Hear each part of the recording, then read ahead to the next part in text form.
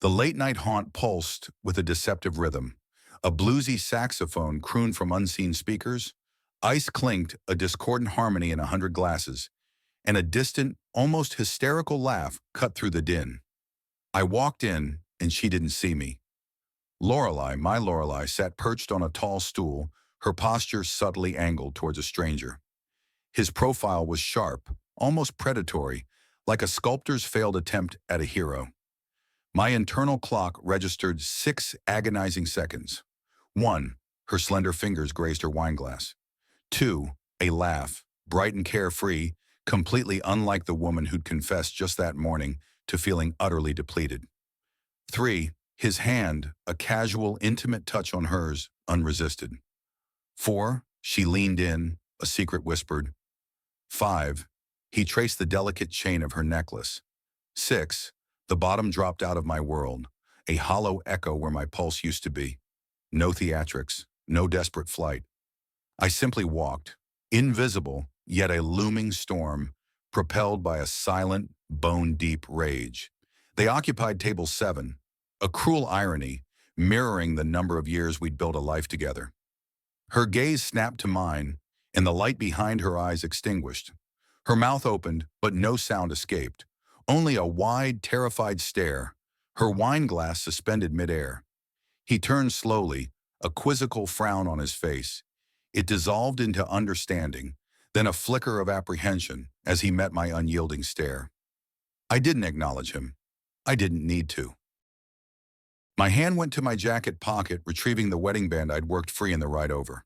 I gripped it, the gold biting into my palm, a tiny metallic wound. Unblinking, unspeaking, I laid the ring on the table between them, a final, unrequested bill for a meal I hadn't ordered. Then I turned, past the smiling hostess, past the women's room where she once wept after our second shattered dream, past the very window where I'd just witnessed her smile, his smile. The cold night air hit me like a physical blow, the sudden silence a stark contrast to the bar's chaotic symphony. I wasn't angry yet, not truly. I was a blank slate, erased. But let me tell you something vital. That moment, as raw as it felt, was merely the prologue. What I unearthed less than 48 hours later made that public humiliation feel like a dress rehearsal for absolute devastation. Sleep was a forgotten concept that night. I lay on the living room sofa, the ceiling fan's relentless spin a mocking countdown to morning. Lorelei never came home, not even a flimsy text about a flat tire or an emergency at her sister's. And after what I'd witnessed, you'd assume my mind would be free of questions. But here's the shocking truth. I had nothing but questions. My thoughts kept circling back to her face at that table. Not shock, not even guilt, but raw, primal fear. As if I was a secret that should have stayed buried, a phantom she never expected to materialize. By dawn, the pale indentation of my wedding ring still marked my finger. I traced it with my thumb as I brushed my teeth, a phantom scar from a life I hadn't realized was ending. The morning was supposed to be quiet, a slow unraveling. It wasn't. At precisely 7:13 a.m., my phone buzzed. A text from Lorelei. "We need to talk, please." 3 words. No apology, no explanation. Just a terse summons that tasted like betrayal, served cold and stale. She materialized at the house around 9 looking small and washed out, like a photograph bleached by too much sun. No makeup, bundled in a faded hoodie, a teenager caught mid-escape. I didn't speak when she entered. I didn't even look up. I sat in the dining chair I'd painstakingly assembled during the lockdown, a DIY project now mocking the ruins of our shared life. How did we go from whispered comforts during flu season to emotional shrapnel in our own home? "I never meant for you to find out like that," she murmured, her voice thin. I lifted my gaze, meeting hers. "So when were you planning on telling me? After the hotel? After the vacation you two so clearly mapped out?" Her lips parted, trembling. "It wasn't supposed to be serious. He was just—" I laughed, a harsh, brittle sound I instantly despised, laced with bitterness and the taste of ashes. "You cheated on me with a man you were planning a trip with. That's not serious, Lorelei. That's a whole parallel existence. She stood there, silent, an opaque wall. I stared at the floor, her presence constricting my chest. Then the real blow landed. Prepare yourself for the cold, hard facts. He's my coworker. His name is Jasper Young. We've known each other for a while. It started during the Denver conference last autumn. Denver. That same autumn, I'd planned a surprise anniversary dinner. Candles, handmade chicken marsala. She claimed exhaustion from hotel meetings. I'd even slipped a stupid I love you note with our initials into her suitcase, tucked into her socks for a day two discovery. While I cooked, cleaned, and waited up to hear about her day, holding space for something precious, she was already setting it on fire. I moved to the kitchen, filling a glass with water, needing to steady my hands. Not yet. She followed, a spectral presence. I messed up, but I never stopped loving you. But that was the critical flaw. She uttered those words as if they were a magic balm. I knew, with chilling certainty, this was no longer about love. It was about loyalty, about the invisible threads binding two lives, and she had methodically, silently, severed every single one. I couldn't answer, not when she stood there, professing love with the same lips that had likely whispered God knows what to another man. My mind wasn't just spinning, it was collapsing inward, everything distorted as if underwater. Her words reached me as muffled echoes, blurred and distant, yet the pain was a raw, searing blade. Each breath felt like inhaling shards of glass. She retreated upstairs without another word. I remained in the kitchen, fixated on the microwave clock, desperate to rewind the last 24 hours, or perhaps 24 months. Somewhere along the way, our marriage had morphed into a narrative I no longer recognized, and apparently she'd already penned the ending. I just hadn't been given a copy. An hour, maybe two, bled into the silence. I only stirred when her car pulled out of the driveway. No note, no explanation of her destination, just gone. And that's when a decision crystallized. I know. You might think I shouldn't have done it, but when you're shattered, curiosity can feel like the only path to survival. I went upstairs and opened her laptop, unlocked, as if she'd abandoned any pretense of secrecy, or perhaps she simply assumed I'd never look. Either way, it greeted me with a cheerful startup chime, an innocent overture to impending emotional devastation. I opened her browser, Chrome, harmless enough, until my cursor hovered over the bookmarks bar. Third from the top, a tab labeled J. My stomach clenched. I clicked. This is what no one tells you about the darkness that lurks beneath the surface. Dozens of photos unfurled. Her and him, grinning, holding hands, posed in front of a snow-dusted cabin. The timestamp? 2 months prior, a weekend I'd believe she spent at a women's retreat. A 15-second video. She wore a beanie, giggling as he kissed her cheek. A light-hearted, intimate moment, as if she'd never known a kiss before, as if our 7 years were a deleted file. Then a silent prayer escaped my lips. I opened her messages, hundreds, some mundane, others sickening. One, in particular, drilled into my skull like a broken record. I wish I'd met you first. Everything with you feels real. That word real struck me like a sledgehammer. What was I then? A placeholder? A warm body to return to while she savored something real on the side? I closed the laptop gently, quietly. My hands trembled, but I wouldn't break it. Not yet. Not before I unearthed the full depth of this deception. I went to our bedroom and opened her closet. There it was, an envelope taped to the inside of a shoebox. My name, Ethan, written on it. Inside, a printed itinerary, hotel confirmations, flight details, a planned trip to Charleston, 2 tickets, 1 bed, 3 nights booked 3 weeks ago, while we still slept in the same bed, while she still kissed me goodnight, while I was still asking her what cereal she wanted me to pick up from the grocery store. The paper slipped from my grasp. No tears. I sank to the floor, surrounded by her boots, her perfume, the ghost scent of a life I'd believed was mine. Here's what I finally understood. She wasn't sorry she got caught. She was sorry I saw. The silence of the house was a heavy shroud. You'd think, after unearthing photos, tickets, private messages, I'd be screaming, smashing plates, erupting in a primal rage. But no, I sat there on our bedroom floor, amidst her clothes and the faint scent of lavender dryer sheets, staring at a vacation itinerary I hadn't booked, for a man I didn't know, with a woman I thought I loved. That was the cruelest twist. I still loved her. Even after watching her eyes widen in that bar, even after reading the poison she'd typed to another man disguised as poetry. This is what betrayal truly does. It doesn't just break your heart, it makes you hate how much you still care. Lost, directionless, I did the unthinkable. I called someone I never imagined I would. Her mother, Marla Neal. Marla and I had always navigated a strange, unspoken truce. Not overtly cruel, but always an undercurrent, a subtle implication that I was never quite enough for her daughter. Still, if anyone held a piece of this agonizing puzzle, it had to be the woman who raised Lorelei. My thumb hovered over the screen, the impending call feeling like a trigger about to detonate.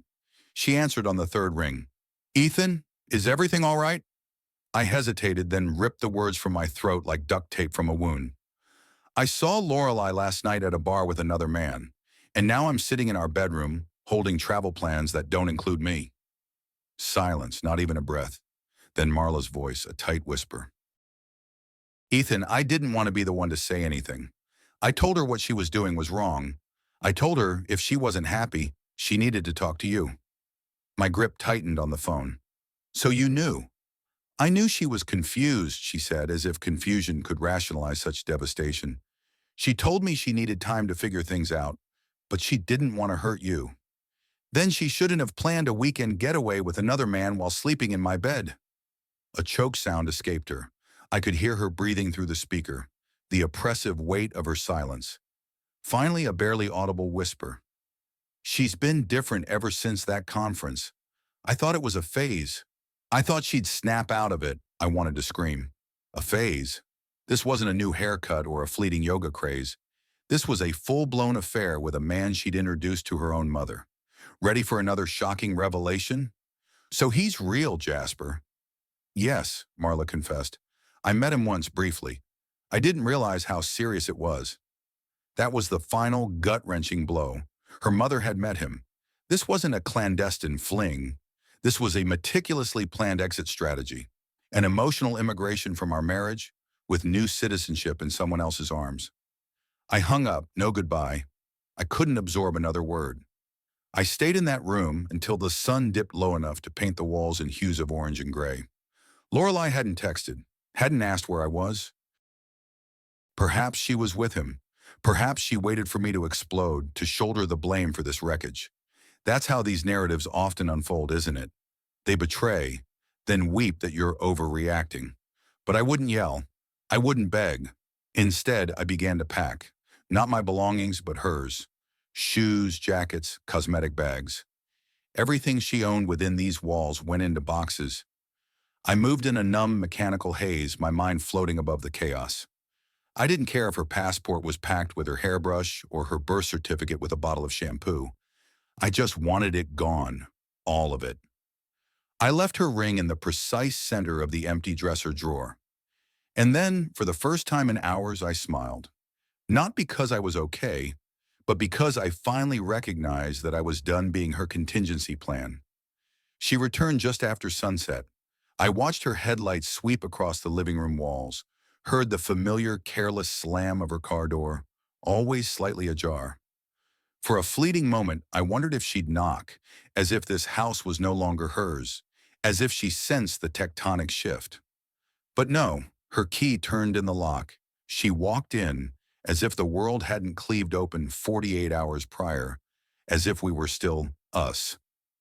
I remained seated in the dining room, my back to the door, facing the window. I couldn't bear to see her face first. I didn't trust myself not to unravel at the sight. She stopped in the hallway. I heard her breath hitch. Her suitcases, neatly stacked by the staircase, her name scrawled in Sharpie on one of the tags. No words were necessary.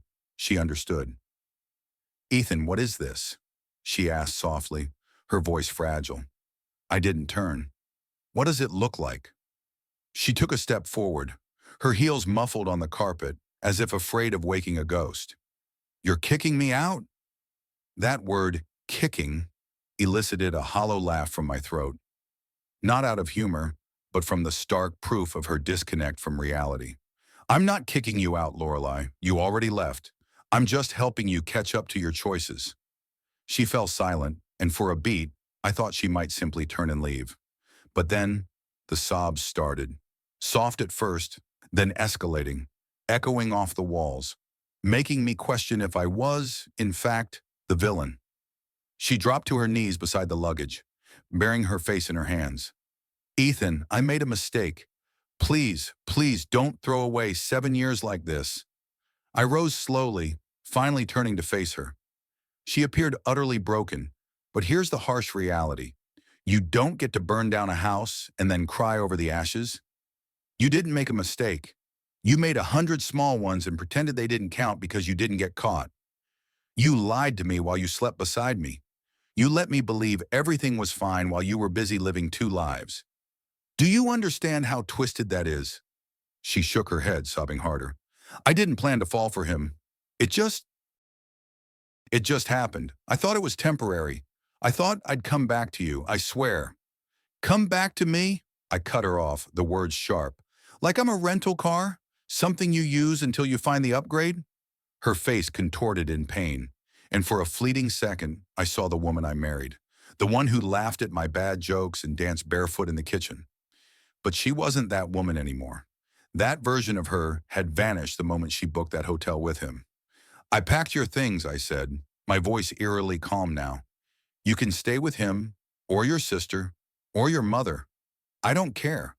But this house is mine now, not because I paid for it, but because I'm the only one who respected what it stood for.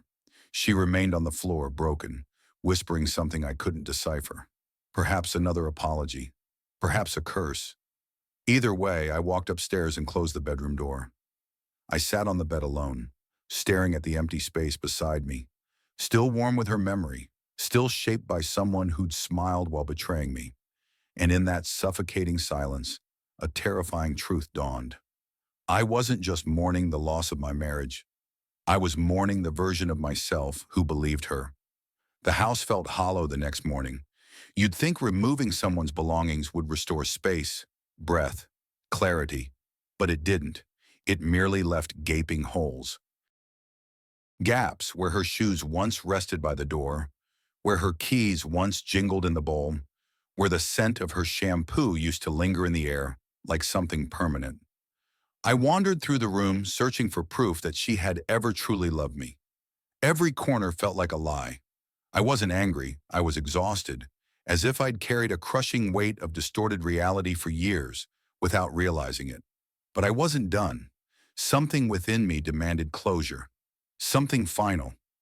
I don't even know why I opened the jewelry drawer. A small, velvet-lined box on the dresser, filled with forgotten earrings and old charms. Beneath a broken necklace, an envelope lay unsealed, just folded. My name, Ethan, written on the front in her familiar hand. Lowercase, as if she couldn't decide if it deserved emphasis.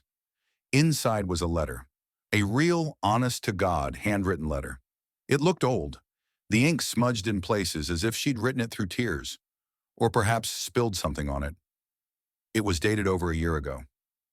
Ethan, if you're reading this, it means I couldn't tell you the truth out loud. I'm a coward, I know. I don't know when I started feeling lost. Maybe after the second miscarriage. Maybe when you started working later, coming home with that tired look. Maybe when I started comparing us to couples who seemed lighter, freer. It wasn't about Jasper at first. He was just someone who listened, someone who didn't know about my past or my flaws. It felt clean, like a restart button. I didn't realize how dangerous that kind of escape could become. I kept thinking I'd stop, that I'd tell him no, that I'd come back to you fully. But every time I tried, I felt smaller, like I'd already burned too much to rebuild. I never stopped loving you, but I stopped believing you could love me if you really saw how broken I am. I'm sorry, Elle. I read it twice, then a third time. With each pass, something inside me began to fester. There it was. Proof of her lostness, yes, but also proof that she knew. She'd written all this down, confessed it to herself, and then still climbed into bed beside me night after night, pretending we were fine. She could have stopped. She could have confessed. Instead, she'd cataloged her betrayal on stationery, folded it, and buried it beneath costume jewelry. She wanted me to find it one day, didn't she? This was her twisted concept of honesty. Prepackaged guilt with a bow on top, waiting for me to unwrap it after the damage was irreversible. I returned the letter to its resting place, closing the drawer slowly. It felt like I was closing a chapter I never asked to be in. Part of me yearned to burn it. Another part wanted to send it to Jasper with a note. Congratulations, she's yours now. Instead, I sat at my desk and opened a blank document. If she got to leave her truth behind, so would I. And I wouldn't be folding it into a drawer. I'd be giving it to the world. It was almost midnight when I heard the knock. Not the doorbell. That would have been too casual, too civilized for her. This was a knock with weight, designed to be felt. I knew it was her before I even moved. The air in the house shifted, went still, as if holding its breath. I walked to the door, took a deep breath myself, and opened it. There she stood, Lorelei, on the porch like a stray memory that had wandered back by mistake. She looked smaller than I remembered. Perhaps it was the worn hoodie, or the fact that she had nothing to say when I opened the door. Only eyes brimming with pleading and a duffel bag slung over one shoulder. "Can we talk?" she whispered, her voice barely audible.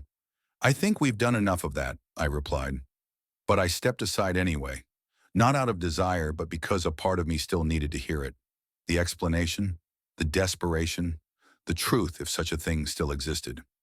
She walked in slowly, as if the floorboards might collapse beneath her, and perhaps they should have. I watched her scan the living room, as if it had transformed in her absence, as if she sought something familiar to cling to. But there was nothing left for her here. No photos on the walls, no framed memories. I had boxed it all. She noticed. "You really cleared it out," she said. I nodded. "I wanted to see what this place looked like without lies." That hit her. She dropped the duffel by the couch and sat without asking. Her eyes, glossy with unshed tears, met mine. "I've been staying at a hotel. I couldn't sleep. I couldn't eat. I just keep hearing your voice in my head." I remained standing. "Funny, I keep hearing yours too, especially the part where you said everything with him felt real." She winced. "You read the messages." "I read everything. Every sentence, every excuse, every stolen memory you shared with him, while I sat across from you at the dinner table, believing we were okay." She wiped her eyes, attempting to appear vulnerable. It felt rehearsed, a performance she'd been preparing, finally ready to deliver. "I didn't come back to defend what I did. I came back because it's over." I stared at her. "With him?" She nodded. "Convenient. What happened, Lorelei?" "He didn't want the full package. He just wanted the affair, not the responsibility." "That's not fair," she whispered. "You're right," I said. "Neither was what you did." She leaned forward. "Ethan, I don't expect you to forgive me. But this house, this life, we built it together. You know me better than anyone." "No," I said sharply. "I knew the version of you that let me believe in forever while you were texting hotel reservations to another man. That version died the night you smiled across the table at him like I didn't exist." Silence. Long, heavy, brutal silence. Finally, she uttered the desperate plea, the last resort. "I want to try again. I'll do anything." And for the first time in this entire disaster, I felt something unexpected. Relief. Not because I believed her, but because I didn't want her back. Not anymore. I didn't speak immediately. I simply looked at her. Really looked and realized I wasn't standing in front of the woman I married. I was looking at someone I used to know, like an old photograph where you can't quite recall the reason for the smile. Her face, once the center of my world, was now just a face, familiar, but no longer safe. She waited, expecting me to yield, to suggest we rebuild, to believe that enough shared tears could somehow undo everything she had done alone. But I'd spent enough nights wondering what I'd done wrong, enough mornings choking on the silence between us, enough years begging for crumbs while she baked entire loaves for someone else. I finally sat down, not beside her, but across, like two parties concluding a negotiation. You don't need to stay in a hotel. Your sister's close. I'll even help you move what's left.